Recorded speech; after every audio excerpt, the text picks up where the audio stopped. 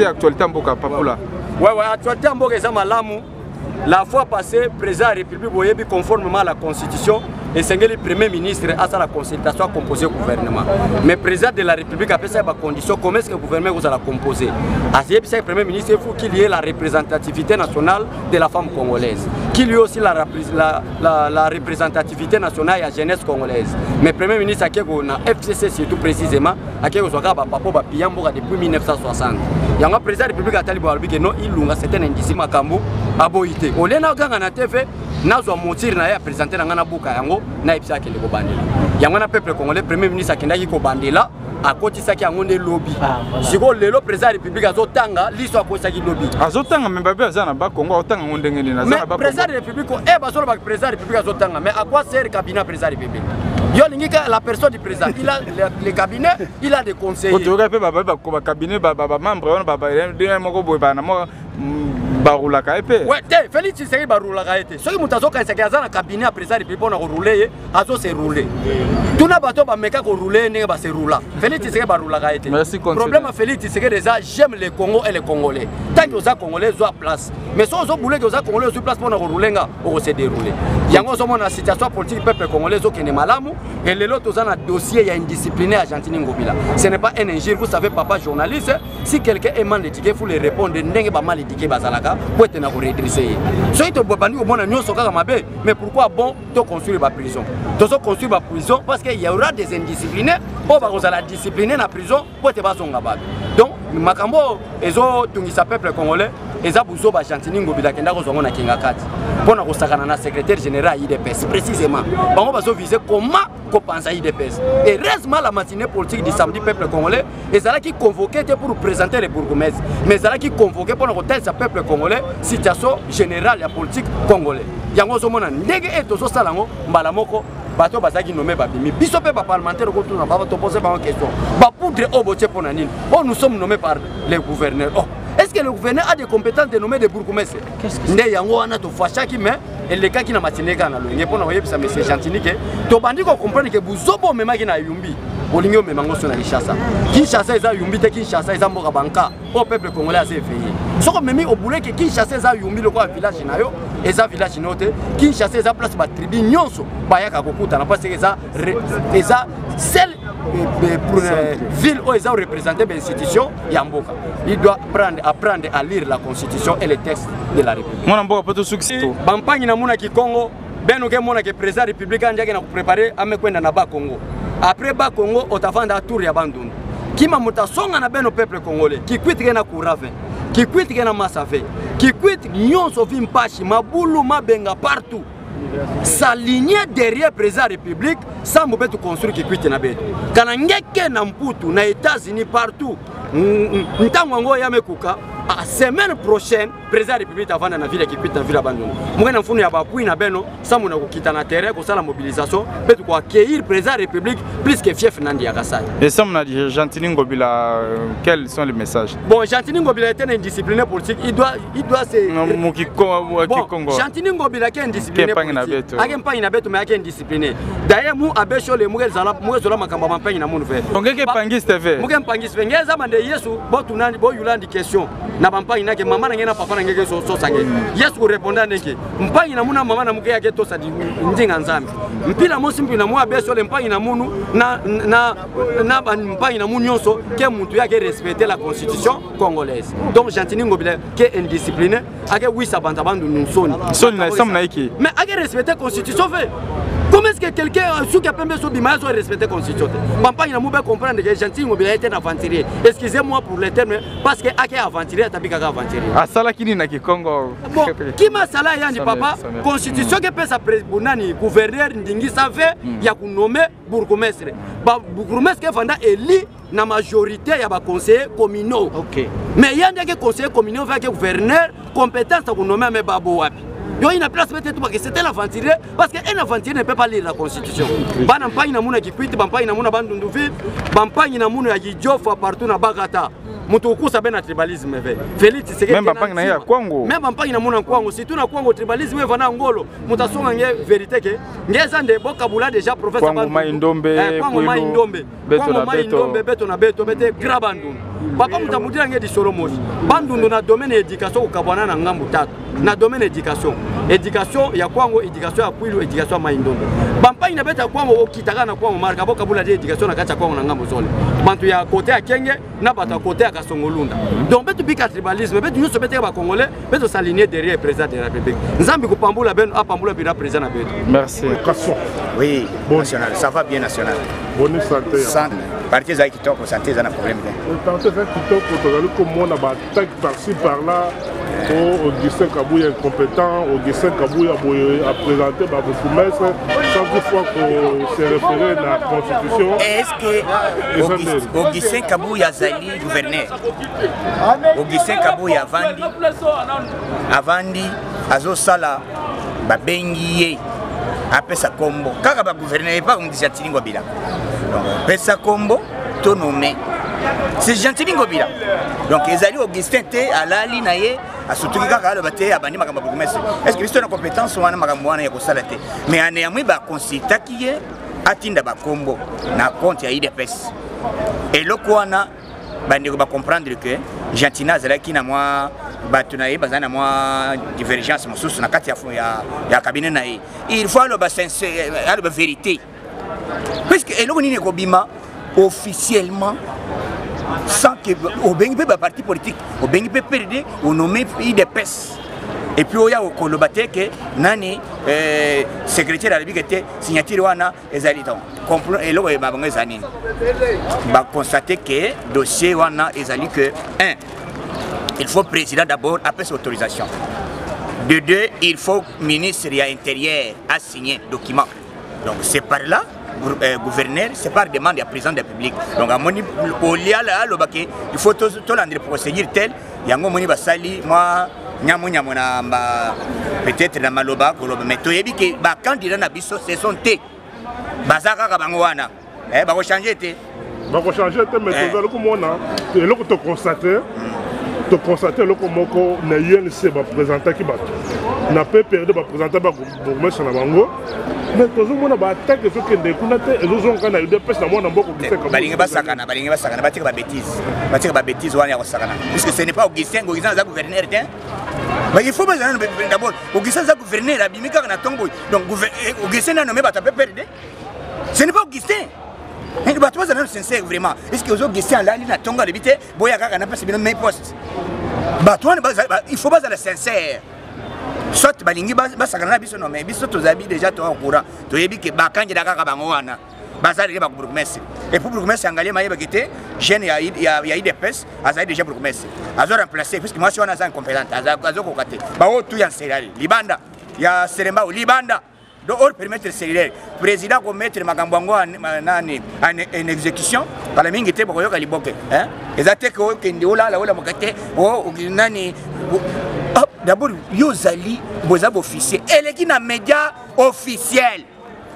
Et là, on a dit ceux qui ont Azali d'accord. Le monsieur là, le directeur du cabinet, le gouverneur, avec un RTNC. Pour tout le bateau, et là, on est à l'écoute. Avec un RTNC, a démentir Yango. Ce n'est pas un média, un téléphone à l'éviter à démentir. Avec un RTNC, et c'est comme ça.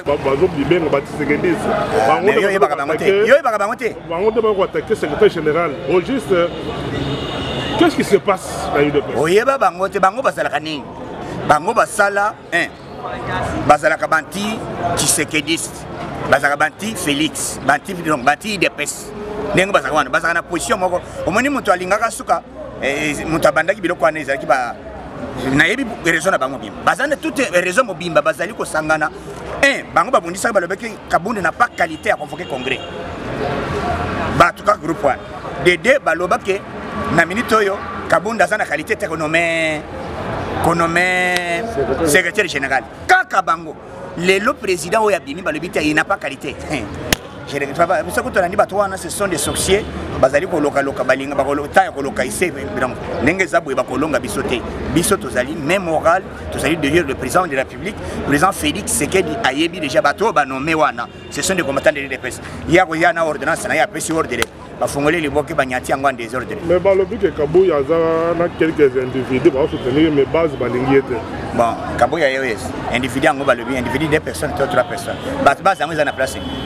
base yango eza na matete to eza na place puisque base yango base ezali esika bacombattant nyonso ya idps baparlementaire debout bacellulaire baprofectionnaire bango tout bazolanda ordre ya président de la République et puis derrière Jean-Marc Kabonde derrière Lucien Kaboyi bango bazolanda nani bozoyeba bato mosusu balobaki mosusu akelaki parti na le peuple nayebi te soka wapi nakilobi a remercier président yebi te fayo la tika distraction président zakaka moko eza Félix Sekechilombo vous comprenez ya Valentin yo moko comprendre alors à reconnaître yebi te Fayulu candidat na ye ou à Ponakana comme premier ministre c'était Félix Sekechilombo lelo il faut être sincère Valentin Mobak mais avant ngana pouvoir ya Fachi vous avez un bail à beaucoup de beaucoup. Le Jean-Pierre même là les coussins na la Mouka est confiée. La Mouka est confiée. Le but était la Mouka réunion jusqu'à nouvel ordre. Réunion sigoté. La Mouka est confiée. En tout cas même bazar. Le gouvernement a garanti terre. Le gouvernement a garanti terre. Comme déjà monsieur Ilon Kamba de Kendaki a dit déjà a proposé président liste à le but dans 48 heures ce que le gouvernement Bibi, puisque session extraordinaire est cotée uniquement pour nous investir. Nous avons enseigné à nous président de la République. Donc c'est bientôt. Le président Soka Zongi Matadi, dans 3 ans Matadi, il a lancé 3e ligne, il y a barrage Dinga. Courant Tina Matiti.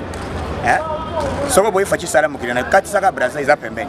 Vous avez fait Mogrina. So boy, le méga Wassumba Javel, il y a 50.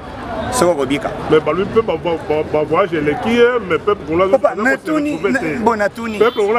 papa qui est colocate bana ba kolanda ndeni d'abord biso bakangela ka biso porte na bato oyo ba pesa ka mbongo bato ba pesa ka opportunité et sika ba fungola ka liboke bakangela biso ba porte siko bazi fatia ye il faut attendre partout ba akena fungola ba cadena puisque kabila soko moni mboke ya 18 ans à ça échec puisque bakangela ka porte mais Fati au moins azo ayebi comment. C'est un grand diplomate à l'époque, comme ministre des Affaires étrangères à IDPS. Ayebi va porter ni na kuiko fungola pour ba petit ba sous mandezol Fati azo tambola te. Mais ya on a le biko sous mezando les misalas. Tant muto ko musala ba congolais gouvernement ozobi ce que mon gouvernement o meli ezali par rapport à ba profil. Nani ba ko pesa poste nani. Batali na liste bo yaki na liste ezaki ko nyanga. Boshab nani Kalev ba kombo ya Lambert Mende o malanga amboshila papa Mendi kaka Mendi bango tu kaka bato bilongi ya kalwana yango président le bignette a chaque bico rouge balongoli bango na moment oyo yango ilongamba le bigete ngana ibisa bino ba kombo papa o mekate muto ayela ba kombo anate donc na minute ba yena ba kombo sika. Et puis, il y a un problème, il y a représentativité, il y a maman, puisque ça fait longtemps, mais cette fois-ci, il faut au moins jeunesse et se retrouver. Et puis, va se retrouver. Les Agara Bilongi, Kaka Koronyang, Nyang Koko Nyang, oh, Boshab, Marabassa Nagasai. Tile le Batikala n'a pas si, Nakobuma Babumaka Minasapu. Ceux qui m'ont attendé au dossier, donc le dossier est belé. Bateau sous sanction et communauté internationale, comment Bangoka va se retrouver? Donc cette fois-ci, Fatia Lebi, oui, je dois travailler avec le FCC, mais sauf nouvelle figure. Nouvelle figure. Et la bateau n'a qui l'a gâté. Puisque bateau n'a même Jean-Pierre, même à l'époque, à l'Obakia, il y a un nanda qu'on a à si Kabila a été sur le mobile, il y a un go. Pour y avoir un même le bon charmant, charmant, quotas. C'est là, yango. Charmant, le bien. On y va pour le vite. Oh, Félix Sazen est le côté. Même baillé. Ma ça, c'est Zali Robeta. Oh, bah, soda. Hein? Basala tout. Bampécha Mbemba. Katumbi, même, Bampécha. Mais Fati, quand même, a sali opportunité à Congolais, Nyon, sur Yapilibanda. Oh, Basala qui a empêché la liberté, na Bango, Bazonga, de travailler ensemble. Ma belle a sali Zawab. Les prisonniers politiques. Les 100 jours, les hommes ont avancé, les autres ont les hôpitaux, les autres ont les écoles, les autres ont partout. Maïs, les camps, na camp Kokolo, Maïs, la camp Bimate. Maïs a fait ce qui depuis Bassala, camp Kokolo. Mais papa, le social, les alliés d'abord Maïs. Social, les alliés, ce que les libéraux comme la Maïs. Il faut mettre la Maïs. Ce qu'on s'en a, il faut courant. Bon côté social et le support social ici mais ezali nzela pour que biloko ya village ya zamba et kota we ya ezali nzela et puis pour investir bagia ezo senga climat ezala apaisé ndenge nini d'abord talaba kayikuluka nani ba suicidaire moko bakomi kuna bazo sala trouble na est bakayikuluka il faut guerre ezala kaka toujours guerre wana ezala des pays wana nde babunisa biso Uganda na Rwanda ya ko président sengi ke na sengi au secours na bande ko ya ba voisin boya to sangana po to fongola liboke mbala oyo to éradiquer totalement les antivalaires bateau bazo chabiso mal à l'aise président sali le quoi on appelle wana na équipe déjà américain va répondre na équipe pays musu se répondre les États-Unis bâtir moyen en jeu pour basala que guerre wana est là et puis de deux tozi médecins congolais à côté abandi ko traiter ebolezaka ko maladie guérison te puisque pas docteur oya uti ko longo soki yilunga nani wo nani Oli Yilunga ye pana ye azosomba kisi ya malaria alibite za Ebola aye nango yebeli bakatebele bo batu babanda komela maladie sira kate mais yoka ba montalar ba millions de dollars de l'argent hein mais oh quand même congolais aye na minute azi responsabilité talasco maladie est na minute maladie c'est bazo traité quand même les alliés quoi avancer aux autres de guérison ils salama à 70% makambo bazo que évoluer donc c'est présent chance azana matadi na moment où on a Sabino discours est bandit déjà en direct ouverture ya bas soufa fungola troisième ligne ya barrage ya Dinga éco alimenter Afrique mobimba entre autres RDC bon c'est comme bino ba congolais tant que besoin alimenter Tchad, alimenter Cameroun, alimenter Afrique du Sud, alimenter donc presque Afrique mobile. Bon, ce que bino ba congolais, ba kolo courant wan. Hein? Et vous allez nenge nini. Vous allez na moko. Donc mbongo eko ya na courant et ko ba pesa ba congolais, ya on a biso kete montago ya ko senga kete facile ngo na ebité. O ya ko ta wapi. Donc na minute wana mandat 100 ans motombeli. Soko tuni élection au Mogamate. Merci Mingimwa Namboka Yokaso. Photo de Babisika Touti. Et que diaspora, j'ai besoin d'utiliser moi dans ma diaspora personnellement, je suis perdu. Parce que Bisson a eu des pèses, bien à Bango, Congolais de l'étranger, ou membre à partir de Bisson. Diaspora c'est vague, Congolais de l'étranger. Mais Togoye Bissabango, Baye que respect ma casse na baïba mena combat oyo na kata Kinshasa bango bayebi munduki ya Kabila te bayebi lacrymogène ya Kabila te bango bayebi peut-être makito ba pomme les basala ka ba manifestation. Je crois que je me permets de le dire parce que on en a assez. Ils ne peuvent pas jouer avec le combattant, ils ne peuvent pas jouer avec ces patrimoines oyo et Etienne Tshisekedi wa Mulumati là-dessus. Je crois que tu veux avoir la précision sur fêter et présenter. C'est clair. Fêter, ça veut dire manifester une joie par rapport à un événement. S'il y a un événement et que Sepeli, Nali Kambuto, là, on ne peut que parler de manifester parce qu'il y a un acte où il faut poser pour que vous compreniez que non, à poser acte. Manifestation. Quand quelqu'un pose un acte, il manifeste la joie ou la colère, là on peut dire ainsi. Mais pour ce qui concerne la présentation, notre parti, Azalina modus operandi, sa façon de fonctionner. Nous ne fonctionnons pas comme tous les autres partis politiques. L'IDPS fonctionne autrement. C'est pourquoi nous avons eu le temps que nous avons eu dans l'opposition, parce que nous avons notre marque UDPS incarné par le père de la démocratie en République démocratique du Congo, je cite Etienne Tshisekedi. Maintenant, le secrétaire général de l'UDPS était si clair. Nous avons présenté nos futurs bourgmestres parce qu'il y a le processus en cours. Peut-être que aujourd'hui, ce n'est plus un secret pour personne. L'IDPS est en coalition avec l'INC, FCC, PPD et consorts. Mais quand on sent l'urgence et la nécessité. C'est au chef de l'État revient la tâche ou la charge de pouvoir placer des hommes qu'il faut à la place qu'il faut par rapport à l'urgence et par rapport à la nécessité. Mais ici, tout le monde, la société, l'association, la société civile, va sauter sur l'occasion. Non! Non! Lui, j'étais hier avec lui dans Radio Okapi. C'est une façon de usurper le jeu. Ce n'est pas à lui de nous dire ça. Nous avons décrié ça au sein de la permanence de l'UDPS. Il n'avait pas compétence, n'avait pas qualité de nommer le bourgmestre. Nous, on ne dit pas que nos amis que nous avons présentés, ce sont de faux candidats. Ce sont des vrais. Ce sont nos candidats bourgmestres. Mais c'est lui qui s'est précipité à poser sa signature, à faire un document, c'est M. Ngobila. C'est par là où nous avons eu l'occasion de pouvoir interpeller tous ceux qui ont été votés, n'est-ce pas, amenés à l'hémicycle provincial par le peuple congolais, d'interpeller ce monsieur de Ngobila. Et il doit tirer toutes les conséquences possibles parce qu'il ne peut pas s'ériger les droits qui revient au chef de l'État. Ça s'appelle usurpation du pouvoir.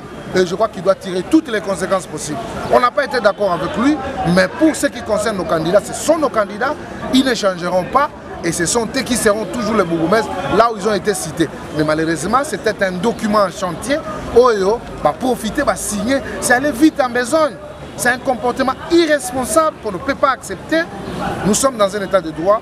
Dans un état de droit, il faut respecter les principes. C'est une question d'attribution et de compétences, mais malheureusement, il y a ce que nous avons constaté, c'est l'usurpation du pouvoir et M. Ngobila doit être sanctionné par l'Assemblée provinciale si réellement nous avons le représentant du peuple au niveau de cet hémicycle.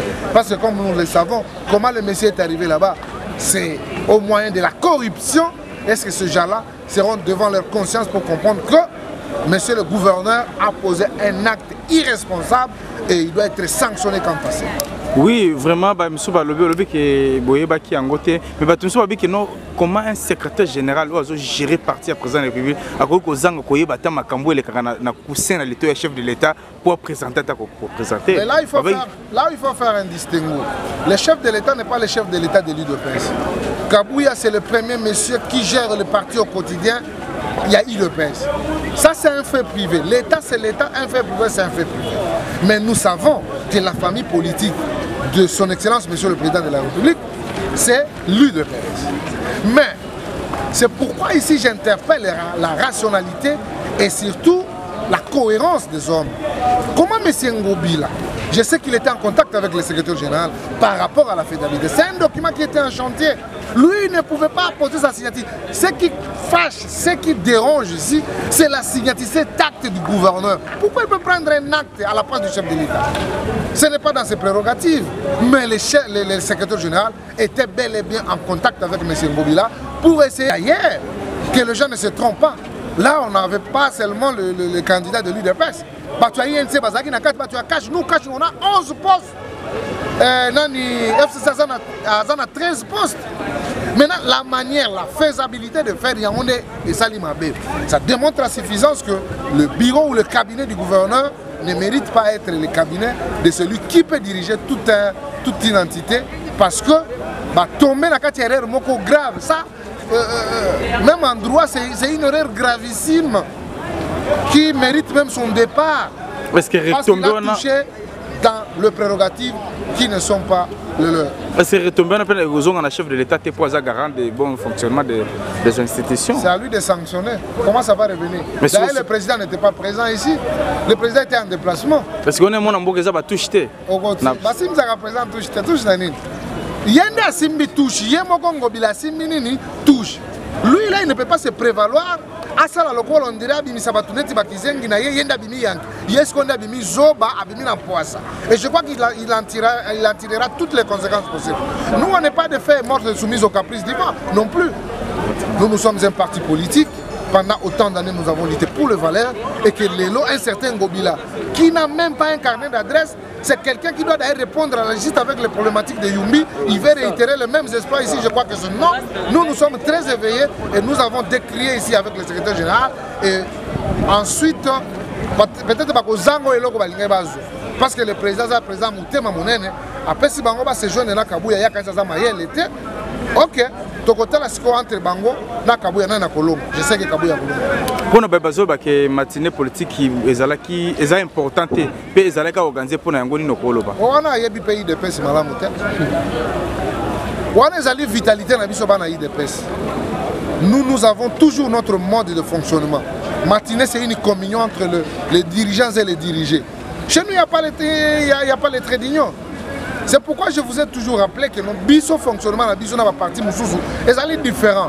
Nous, ici, c'est les pyramides renversées. C'est la base qui a du pouvoir dans la cause. C'est pourquoi à chaque fois, s'il y a matinée, il y a cette communication par rapport aux enjeux de l'air. Le secrétaire général a le devoir de dire la vérité aux combattants, va comprendre sur quel niveau Tozali par rapport à processus n'engagé entamé. Mais malheureusement, que non, au matinée, c'est une opportunité. Je crois que je suis très désolé. Moutouane, il faut tourner l'origine, mais il fait un bateau pour la. Mais nous, on avance parce que nous sommes dans cash et nous sommes dans la coalition.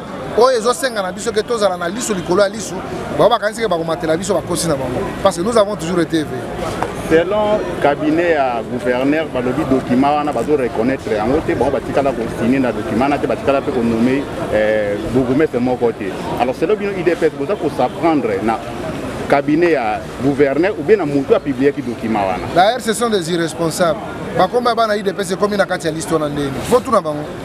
Biso na bango to mona na te to solo la te ba kombo ya bana IDPS c'est comme na kati ya listo na ndeni, c'est-à-dire il y avait un travail en amont. En un homme politique responsable, il faut savoir s'assumer. Quand on ne s'assume pas, on ne mérite pas être chef. Tu sais, quand nous on a vécu avec Tshisekedi, à chaque moment, il pouvait même prendre une décision impopulaire, il va s'assumer.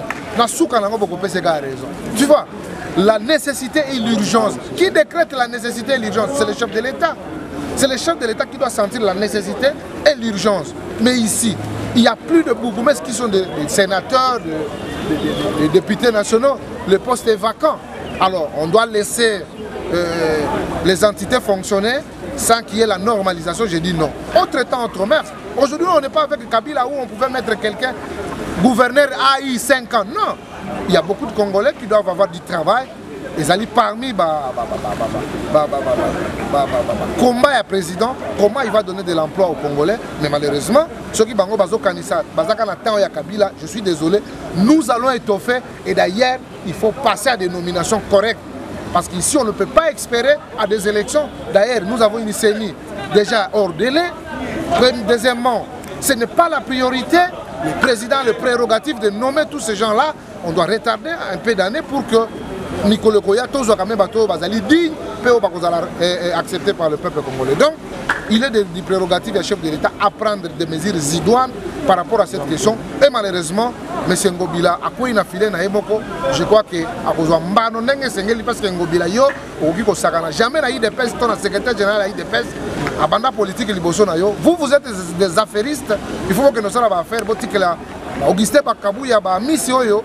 C'est la politique parce que nous connaissons les tenants et les aboutissants. Bino vous êtes affairiste, je crois que vous tirerez toutes les conséquences possibles. Par rapport à ces dossiers, dans les réseaux sociaux, déjà, Batuming va se verser sur le secrétaire général de l'IDPS. Au moment où la nomination de l'IDPS, c'est même la FCC, c'est la cash. Pour répondre à Nina Batuming, surtout Batini, contre le secrétaire général de l'IDPS. Bon, ce sont des raisonnements inappropriés, premièrement. Mais j'ai dit quand on est leader, il faut accepter tout. Si c'est que ma finga est grave. Même à ta biso toi le logo, ma finga est grave. Donc ma finga pour la biso est logo et puis ça biso sous ma casse. Mais peine perdue. Jusqu'à la preuve du contraire, c'est lui qui gère les partis au quotidien, secrétaire général à parti, secrétaire général Nangaï, et voilà, nous suivons la cour normale. Donc voilà, ils allaient les chiens à bois, mais la caravane passe. Ouais, qui passe. Il y a moi qui ne se consoler, mais nous restons intacts. Mutuna Souka par rapport à Moutira Liboso, Olanda Kiango, Ndegi Naboke, Bigno Sopé, Toki Kalate, deuxième Moutir et Bouriaja qui Ndegi Bino na jeunesse. Moutir est athée.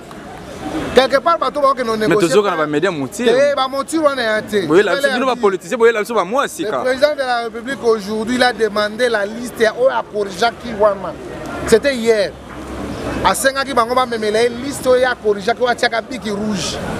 Parce que quand on se baba et ça va blague atiaka biki rouge akorijaka ntango akorija ayebisi bino ke no mutu oyo nde botia mais ntango baye na baliste ole baya na oyo ye moko akorijaki eza te l'air avait retourné bango tout ezala baoyo ya biso ezala bawana vous m'amenez oyo nakorijaka wana na oyo bomemelinga pour que je compare na bwaka boro ese bomoni bakabundi bazala na bakabuya bake kuna tous ils vont répondre message asuka na badiaspora te ngai ça commence à m'énerver vous comprendre ça commence à m'énerver parce que d'ailleurs biso na IDPS toyebi makambo ya diaspora wana te owangani bango lelo ko bokona pouvoir mais te bien un moment donné to bundaki na bango l'étranger non il y a une nuance tozali na les Congolais de l'étranger ser obino bato bozomi benga ba diaspora différence est wapi entre Congolais de l'étranger na diaspora non moi c'est un problème de sémantique nga okota na te moi je ne donne pas le cours de français na oloba onga na lobby ce que nos textes reconnaissent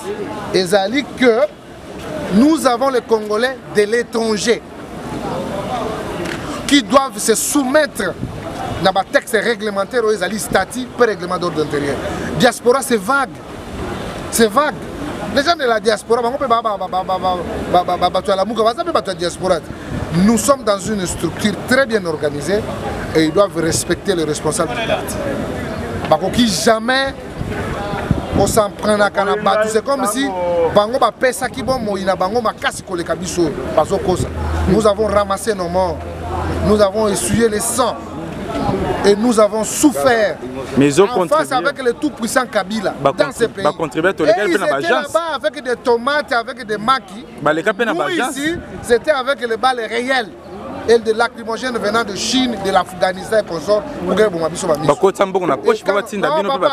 n'est pas égal à la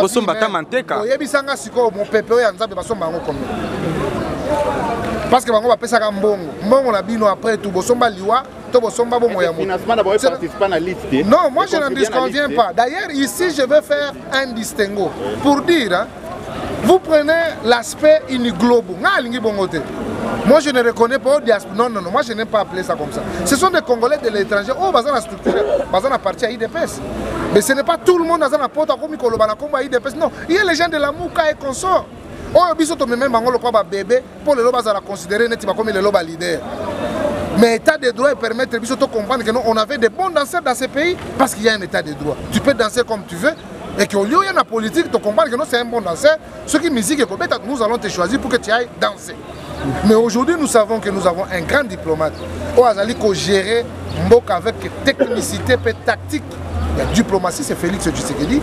Oh, ils allaient secret pour personne. Mais nous sommes ces généraux. Nous t'avons consommé. Hein? Congolais de l'étranger. Congolais de l'étranger. Je sais qu'il y a de vrais Congolais de l'étranger au Bazabana IDPS, au Bazo comprendre l'élite. Nous nous sommes battus pour que nous ayons le pouvoir. Mais les autres ont le pouvoir. Mais nous devons nous mettre ensemble pour que nous capitaliser les acquis du combat. Pour que l'obito le bakeno, ce qui m'a échangé, c'est par rapport au résultat, il y a 37 ans d'élite, au IDP ça. Mais ce qui bino bo tourner comme une double bande au Sabato bana qui sasa, beaucoup canabino te parce que qui sasa muto sala. Genève et Salama kuna na Europe kuna. Qu'est-ce qu'ils ont foutu là-bas? Bah mais là qui va champagne. Si ce n'était que la réplique au Eutaki a on a permanence, on a tout la raté hein. Tout la raté hein. Nous avons mobilisé la base. Pour que tout l'accès que tu boy, donc c'était une façon de longoler la biso, de longoler l'alternative crédible.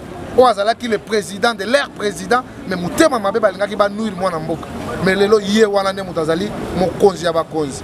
Tout le monde a appelé l'ancien président, mais sauf lui. Maintenant aujourd'hui il est le président de l'air président. Kabila l'appelle le président de la République. Donc voilà une différence entre biso na bango. Donc na kikongo balobaka. Betu na ba hein différence yéna. Donc biso to ali. On va toujours garder le temple, toujours comme d'habitude. Et là où tu sais qu'il est, il sera très content de nous parce que tu as relâché. Merci. Moi, je vraiment à quand la sortie du gouvernement. Le gouvernement, c'est d'ici la fin de la semaine. Nous sommes dans une coalition Moutema Mabé. Mais il va prendre les hommes et puis il va les placer. Avant la fin de la semaine, papa. Mais je tiens à féliciter la négociation sur la nominer comme candidat, comme ministre. Mais heureusement, ils doivent se rappeler de ce qui a été dit par le président de la République, que ceux qui vont nommer, ils allaient que la population, ils allaient s'engoter. Et donc, tu dois être en mesure de relever les défis. Mais nous pensons, si vraiment, par rapport au choix de l'IDPS, on comprenait les combattants, je crois que on a résidé à Saganate parce que les combattants vont pèse à peine, mailler les ma casse pour que le président Nabiso, en 2023, manga passe. To loba mingi te memba acte, to ba action de koloba. Maloba zaka muke, mais ceux qui ont la lobby muke na la kiso boy. En tout cas, compte tenu, yo mo koni muto. Merci mon Mboka. Merci. Vous allez vice-président de la Ligue des jeunes, tout le monde est à Wambutumbutu Koti. L'école du Maké, Misaki, bourgmestre. Mais quand tu as bourgmestre, tout le monde a dit que les jeunes ont eu deux personnes à 4. Si on a annulé, si on a annulé, tout le monde qui, avant l'annulation, on peut perdre à présenter. INC a présenté, IDPS a présenté, tout le monde a attaque. Mais on est conspiration, ils ont contre parti nabiso IDPS. Nana évité que Batino Sobaluka Mabeka na mutua IDPS. Et IDPS ils allaient parti moko très responsable et Kambami na bakunzi. Oba bundi et longo na kondo nabiso leader nabiso Etienne Tshisekedi wa Mulumba. Bango bazali bato bazali ko protéger base baza ko protéger les peuples. Donc nous tous on appelle base à la calme. Batika kulanda oyo batu banguna ya IDPS banguna ya peuple congolais obaluka kulukaka sili na mutu ya IDPS. Mais tout va bien au sein de l'IDPS. D'ailleurs moi j'étais très content. Il y a ba jeune ya IDPS na kati ya liste oyo tout le monde qui na internet et nous sommes sûrs d'ailleurs le nombre va augmenter parce que mutu moko yebi yango akoza ko nyorete que jeunesse ya IDPS et bunda makasi et puis jeunesse ya IDPS ça na droit na kati ya chapitre oyo ya makamunyo so izala na kati ya gouvernement to kozala déjà na représentant moko et puis na gouvernorat tant ba ko bimisa na ba province nyoso ligue de jeunes ya IDPS qui va représenter. Bien sûr moi na mboka mais eloko moko ko kamusa bato belé les alliés makambo yango batake yango ezako kaka na bato bazo benga ba Tshisekedi bango nde bazo ko attaquer secrétaire général IDPS pona nini bo wana eza babenga ngo motema mabe lelo oyo nana éviter que le secrétaire général ya IDPS comme on a Kabuya Augustin bato bazana mitema mabe o bazalaki kozela te bango ne bakoma ba secrétaire général loka ba poni bango te ba bongolisi makambo ya politique ba koti motema lukunya politique eza motema lukunya te le secrétaire général Kabuya secrétaire général na biso ya parti o azali officiellement reconnu ye aza kotambwisa makambo yenge bene statut ya parti et bato ya mitema mabe o baza ko luka bazwa IDPS comme bango bazala représenter partout c'est-à-dire que ce balobi au ministère na telle place yenda lingazala te wana eza sous politique te kosenga na bango soki baza pena bana Tshisekedi sende balobi bana Tshisekedi isengeli bazonga na molongo respect ya hiérarchie soko respecter hiérarchie na politique oza mutesi obeba na yo elonga ezala te Tshisekedi nous a appris ya koyeba kotosa bakambi ya parti kotosa o ezali bongo ba texte na biso et bongo ne tokoyeba kokoba mais bango wana lisanga ya bato wana tokoyeba sa peuple congolais ba comprendre tozalaki na Etienne Tshisekedi awa kaka bato wana moko oyo baza koloba lelo otala histoire parce que les passés nous renseignent sur ils ont renseigné biso makambo ebele histoire ils ont renseigné sur passé pour te se comporter malamu lelo pour futur ezala malamu botala bato wana ndenge ba se comporter ki na kondo leader na biso Etienne Tshisekedi et bongo soki lelo basimbi Augustin Kabuya nga nazomona ngo elo basikate parce que ba mesana kosala makambo mabe basala kutuna basimba même la personne Etienne Tshisekedi wa Mulumba notre leader lelo soki individu moko abimi o nazo sala marche contre boy na sala boy mais tout ça mona bato ebele ba sauter sur yango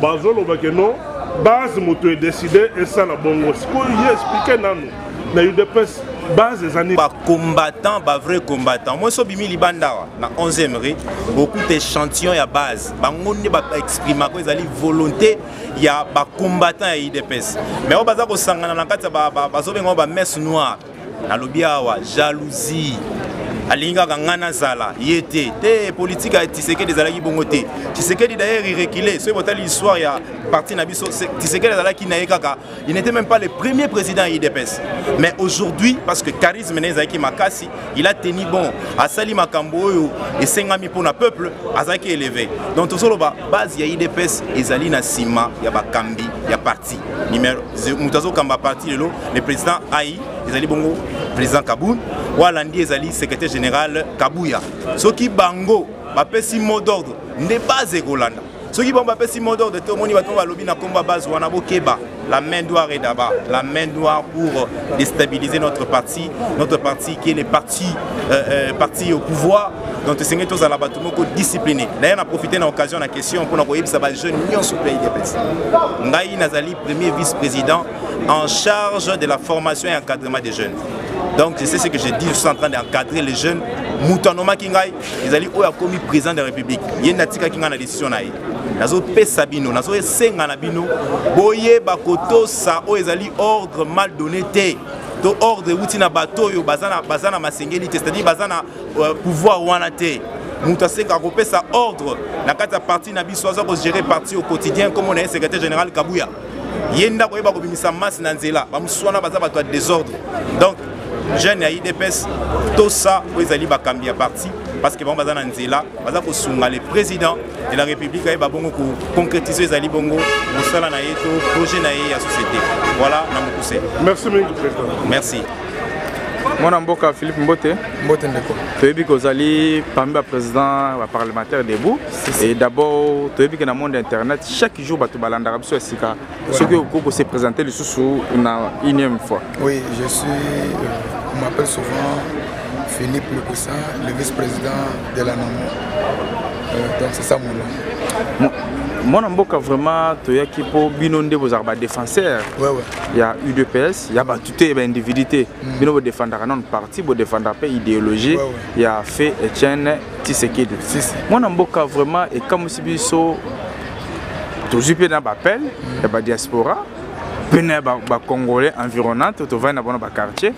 Ba tout ni doit pour ndenge dini IDPS un grand parti, ba organiser matinée politique pour na célébrer nomination il y a ba bourgmestre na bango pendant que ba démentir yango ezali faux et pendant que bande kopé monsieur a perdu ba fêta ki yango to célébrer ndeko biso to célébrer pour la nomination il y a ba gouverneur les actes juste pour présentation il y a ba na biso ba ko jouer rôle na ba rôle moko communal na ville na biso Kinshasa biso to sala qui fête le col ba n'engé plus de 2 documents wana yeze biso bato signer ngote eza bato pe perdre ne pas signer document na bango yango moni bango ba sali fête mais biso jamais to ko sala fête eza juste to présenter des bateaux ba ko jouer rôle ya ba beaucoup mais na katono maloba est-ce qu'il y a la différence entre ko présenter na ko fête ko sala fête oui différence c'est ça différence c'est ça boye ko sala fête ça veut dire quoi to gagner ou bien moto yo yende brokomesse yango boya to fêter et le musa ko sala exact mais biso to présenter bango nde tala bato na biso ba ko jouer rôle ya ki brokomesse na ngongo ezo ya liboso na biso donc to ko jamais ko sala fête on est loko wana tu vois un peu ça donc nous sommes clairs mais nini ko lancer quand même na gouvernorat il y a République il y a Kinshasa nazo yebisa monsieur le gouverneur son excellence monsieur Ngubila de se maîtriser avant ça les locaux il faut d'abord attendre bien vous comprendre ba lettre ya mboka na biso batanga bien constitution batanga bien ba loi ya mboka na biso et lobinini pour les camoson kolo pakala parce que konomé ba bourgmestre ezo uta na président na loi pour ça nini ko s'engager na makambo wana donc quand on parle en français l'erreur est humaine l'erreur jamais cause à l'animal à ça salimbe ba to limbisi mais à contrôler mingi avant ça les cambo attends ndenge mbeka mboka et le donc c'est un peu ça oyo ba conseil na ko pesa monsieur Ngobila son excellence monsieur le gouverneur mais bino boza ba défenseur il y a parti mais to équipe quelque part attaquer secrétaire général la bino précipitation ah bon quoi attaquer secrétaire général biso to message déjà na ba Augustin Kabuya ouais ba attaquer na bango biso to supporter ba ku ya makasi vous comprenez les emballa liboso te ba attaquer biso tu vois un peu ça Monsieur le secrétaire général, jamais article qu'on signé document mon communauté qui est bourgmestre. Vous comprenez? Il a présenté base, par combattant, il va jouer rôle. Vous comprenez? Na qui bourgmestre, na pas jour à venir. Donc donc c'est un peu ça mon frère. Bon, cette population va se calmer, va s'agiter. Nous avons un seul président qui est censé engager la nation. Donc nous sommes clairs. Point de vue papa, premier moutir rejeté par le chef de l'État. Oui, Fatih Béton, Fatih Bico Rouge. Donc Bachang moutir wana mopanzi. Je pense que c'est le deuxième moutir, tous la makambo bien ou yekosalema. La bangongo ezoya. Bino parlementaire debout makambo bien etini bozoze la poto subisa. Social, Congo nouveau, saut cheval, donc makambo belé. Sur les moutons makele les belé ozo sa embouteillage. Ah te, ezalaka bongo, eloko nyonso tango ebandaka, ebandaka bongo. Tango ekosila, bato ba osepela. Donc c'est un peu ça. Merci mon amboka. C'est moi qui vous remercie. Pour Kambote, tu es na base kosolana bino. Toyoki liste bima qui a lukuta babi ke bino wa complice mais bozala ki 3 personnes. C'est-à-dire tu es FCC, non, PPRD, UDPS, INCP bandeko baza mais ni ego. Ceux qui sont dans la surprise, c'est que ma parti politique va se comporter pour la UDPS. Même que l'UDPS est parti pour la réalité des droits et pour la démocratie. Et là, on va se toujours, mais toujours la réputation de l'UDPS. Il va échouer. Il va échouer. Il va échouer pourquoi? Comment va Gentini wana? Baebi ni oyo va préparer pour la UDPS. Avant que les pères soient vivants, avant pour essayer UDPS. Si tu as en relation wana, depuis que ça va diversité politique la mission. J'aime besoin de mon ekenge. Bien oui, ça bon. Babi, mutazaka ni mino kala tele lasingo pardon comme il faut tant la mino rolia. Pour les le constater, pour que tu le fais pour Koufi. C'est ça la politique. Et moi maintenant ça cache tout ça mais cache FCC. C'est que tout ça meilleur ami on dit. Ça va diversité toujours politique mais tout ça en collaboration là-bas. Ce qui s'est passé au Argentine ça. La CPL il a encouragé moi na mboka Kabuya malgré plusieurs combattants c'est likaki. Mais quand même c'est que les gens encouragé. Pourquoi? Ce qui a tiré que le connaît les en coulisses. Tout ça c'est repris. Mais quand même moi na mboka Augustin Kabuya a bengi tous les combattants pour tous les combattants les amis PSG du jour. Ma bengi tous les combattants pour bimisa Buzoba Argentine face au monde que voilà Argentine Sanini Buzoba aussi en sala il y a un commissaire combattant moi Sanini à juger. Il y a un combattant juger de Argentine boy. Il y a comme ça passe salir de presse. Ah vous êtes Kinshasa ça humilité au commissaire. A commissaire to humilité au gars ça. Ah a commissaire sur l'hôtel de Vilwana. Toi il a tout monde là kunai. Donc c'est ngala azali ata la droit moko en qualité moko te ya konomé bugume c'est moi katalini na kati mboka na biso. De 1 avec la constitution mboka na biso. Avec la constitution mboka na biso, il faut justice na biso sanini et l'andelaï. Na aussi appelle le président de l'Assemblée provinciale de Kinshasa Odempoui. Ba négocier pour les camarades gentils ko bila buku constitution. Constitution PC qualité te monter pour bugume c'était. Et puis Augustin Kabuya Amérique ko bimisa face à tout le monde bazali ba traître politique. Bazali ba toza ba confiance c'était ba tout sur mondial. Bazali c'est comme ba kanga ba ko essayer na mboka tete fait c'est que pour travailler bien té. Ba ko c'est fait ça la base. Ba bo ki c'est que base ki simalayi. Ils sont pas sur les mettre ti suka. Donc quand tu m'as bien pour que tu m'as bien. Ba me quand tu as UDPS.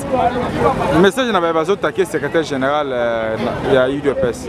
Ngai bazo taquer secrétaire général UDPS. Kabuya n'est pas n'importe quel cas de l'UDPS. Kabuya c'est un cas de l'UDPS. Kabuya a été engagé à l'UDPS. Bajisma Kabuya nous sommes assez inconscients. Pour moi en tant que combattant l'UDPS, Kabuya a accusé Gentini Ngobila face à tout le monde. Voilà, bah tous en réaction à Bango, on va s'aligner en coulisses. Mais là il fallait que combattant dans la manière nini, Moussiba comprendre le secrétaire général là.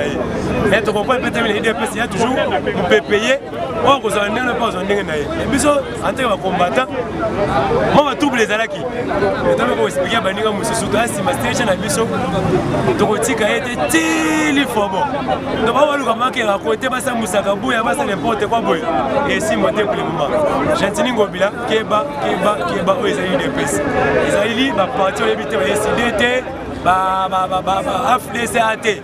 oyo ezali parti UDPS oyo élité mpona Congo soki omeki loyenge tokuta so na nzela. Merci mon amboka. Mais ezokamwisanga mingi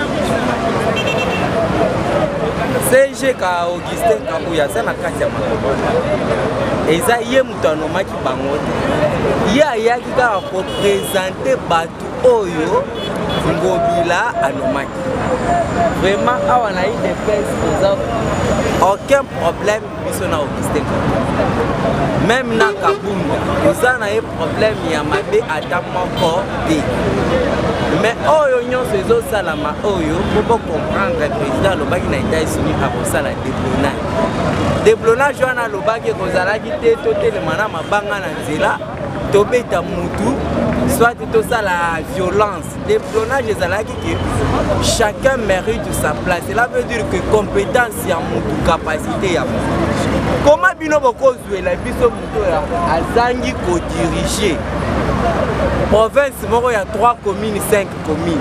Bon ko tcha na Gayar ya province loko la ville province ya Kinshasa 24 communes hein. Bon ko tcha la biso mutu wana. Bokata Laurent Mona, c'est bien lui qui était capable, qui avait la capacité ya ko gérer nani province ya Kinshasa ba ko tcha la biso mutu. Qui ne sait pas tout ce qui s'était passé na Yumbi. Batunyoso ba yebi yango. Na Yumbi ce qui lelo tozana sima mulili bandeko na biso bakufi kuna fort bake ko se réfugier na Congo Brazza. Incapacité ya Ngobila hein papa ko Augustin Kabuya buso bate asa na makambo ana te ba nommé ye asepeli aye ko présenter parce que parmi batu na biso baza pena. Merci. Il y en a aucun problème. Merci beaucoup. Merci. Bon, pour la nomination d'Engeli Kaki, franchement, na sepela qui dans la montée. Na sepela dans la montée parce que nous avons 24 communes. La ville province à Kinshasa, capitale coup de RDC. Et ce que l'institution en Boka est vendue.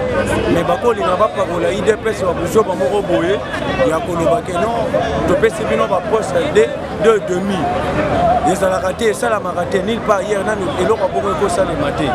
Mais Ngobila soit dans la makamona na batu na bakabila bazo commander pour abando sala ba biloko na pouvoir ya biso et kosimba te pona biso IDPS da partir ko saka na moté IDPS da parti munene da parti ça implanté partout dans le monde mais ko kota na buzoba wana ya Argentine asala ba aventure na so ba aventure ake do sala na FCC asala na IDPS te mais pona ba que base lingi Augustin te ezandengeni base linga etende ne moto wana da secrétaire à parti ndenge ba la biso ka da secrétaire à parti so yo lingani so yo zobo yo zo kasi ya yo ya kochaka so ndenge ba che wana akotika la pe libela te mutu mususu kwa koya po IDPS dans le la machine et outi kingasani et que ça tokomi na 18e oya kitia kiti tokomi na 17e mois kitia kiti Kabuya c'est pas que non yende akotika na parti ti bokolo Jésus akoya te eza tana ye za secrétaire à parti faut batira ba biloba lo bawana